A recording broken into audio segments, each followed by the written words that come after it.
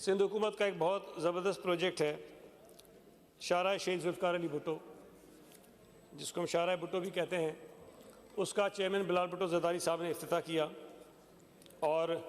अभी उसके पहले फ़ेज़ का इफ्तिताह हुआ है और शाह फैसल कॉलोनी तक हुआ है। लेकिन कल कुछ चैनल्स पर, अखबारात में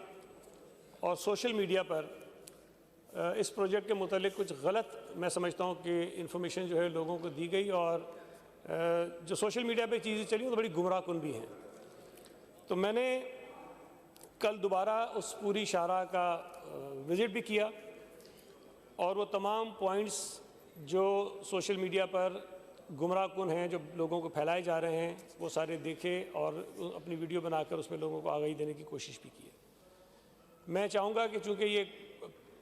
प्रॉपर फोरम है और यहाँ से पूरे सिंध, ख़ास तौर पे कराची के लोगों को ये बताना चाहता हूँ कि जिस शाहराह का शाह फैसल कॉलोनी के इंटरचेंज तक हमने इफ्तिताह किया है वो बिल्कुल मुकम्मल है और उस पर सफ़र करने वाले चाहे कयूमाबाद से शाह फैसल कॉलोनी जाएँ या फिर शाह फैसल कॉलोनी से या कोरंगी इंडस्ट्रियल एरिया से कयूमाबाद तक आएँ, उन तीनों रास्तों पर कोई रुकावट नहीं है, कोई रास्ता उसका ब्लॉक नहीं है, वो सारे खुले हुए हैं।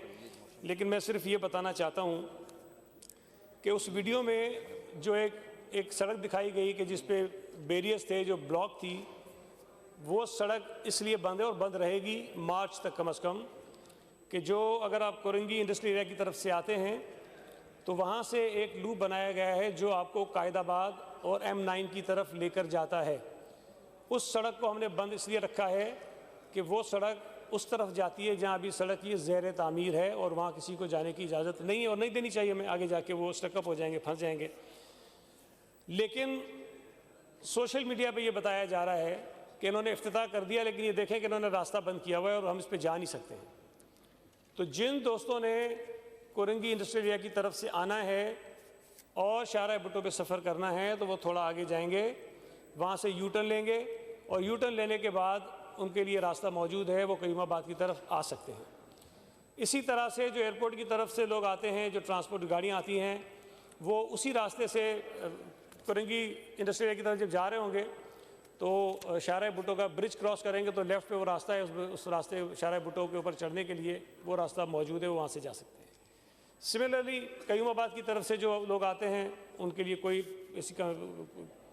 ऐसा रास्ता नहीं, एक ही रास्ता है, वहाँ से वो सीधे आ जाएं और वहाँ पे वो पहुँच सकते हैं। जो टीवी पर रिपोर्ट चली उसमें बताया गया कि जी ये अधूरा है और अभी इस पर काम हो रहा है, तो काम वहाँ कुछ नहीं हो रहा, काम सारे मुकम्मल हो गए हैं। एक तस्वीर उन्होंने दिखाई कि जिसमें एक ट्रैक्टर खड़ा था और ट्रैक्टर इसलिए खड़ा था कि वो जनरेटर उन्होंने मूव किया और जो साइड पे उसका बैरियर लगा हुआ है,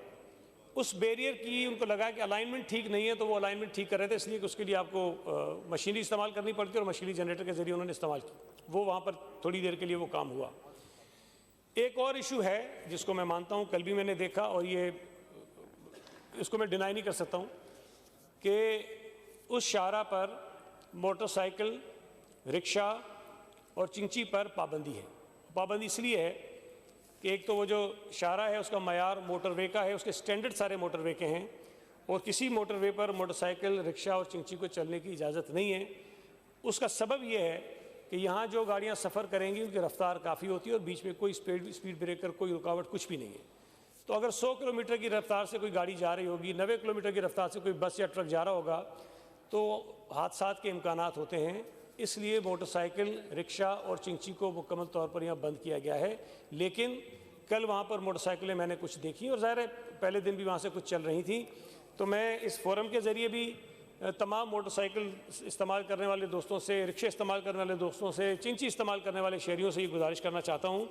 कि उस शाहराह को इस्तेमाल ना करें, इसलिए कि वहाँ हादसात के इम्कानात है और खुदा न खास्ता अगर कोई हादसा हुआ तो सबसे ज़्यादा जो नुकसान पहुँचने का अंदेशा होता है वो मोटरसाइकिल सवार को या रिक्शे में या चिंची में जो तो सफ़र करते हैं उनको होता है। तो उनकी अपनी हिफाजत के लिए ये रखा गया है ताकि वहाँ पर सफ़र ना करें। वहाँ ये भी कहा गया कि जी कोई जो है वो ट्रैफिक कवानीन को देखने वाला नहीं था, पुलिस नहीं थी, कोई चीज़ नहीं थी।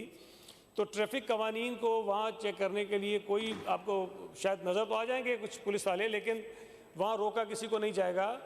वो सारे कैमरे हैं जो उसको रिकॉर्ड करेंगे, और जब टोल पे वो गाड़ी जाएगी और अगर उसे वायलेशन की होगी किसी कानून की, तो टोल के साथ साथ उसको वो चालान के पैसे भी वहाँ अदा करने पड़ेंगे। ये उसके अंदर एक मैकेनिज़्म रखा गया है। तो ये मैं गुजारिश करूँगा मीडिया के दोस्तों से भी, और ख़ास तौर पर सोशल मीडिया पे जो खबरें चलती हैं, ज़ाहिर है वो कुछ ऐसे लोग हैं जिनको हमारी कोई अच्छे काम बिल्कुल भी पसंद नहीं आते हैं। खैर वो पसंद ना करें, लेकिन मेरी गुजारिश उनसे भी है कि शहरियों को गुमराह ना करें। एक अच्छा काम हुआ है, उस पर लोग सफ़र करना चाहते हैं, उससे लोगों को फ़ायदा पहुंच रहा है, उससे लोग फ़ायदा उठा रहे हैं। और कल रात की वीडियो मैंने आपको भेज दूंगा मेंबर्स को भी, इतना पैक था वो जो टोल था उनका कि खचाखच उस पर लोग जो है ना उस पर सफ़र कर रहे हैं कल से, ये भी सिर्फ 2-3 दिन उसको गुजरे हैं। तो उम्मीद ये है कि जितना ये इस वक्त चल रहा है इस पर भी काफ़ी लोग सहूलत इससे उठाएंगे, फ़ायदा उठाएंगे इससे। और जब ये कायदा बाद तक शुरू हो जाएगा मार्च में, तो मज़ीद लोग इससे फ़ायदा उठाना शुरू कर देंगे। और उसके बाद इंशाअल्लाह ताला दिसंबर के महीने में इसी साल हम इसको मुकम्मल कर देंगे M9 तक। तो ये फिर पूरी मुकम्मल शाहराह जो वो मुकम्मल हो जाएगी और उस पर लोग आसानी से अपनी मंजिल तक पहुँच सकेंगे।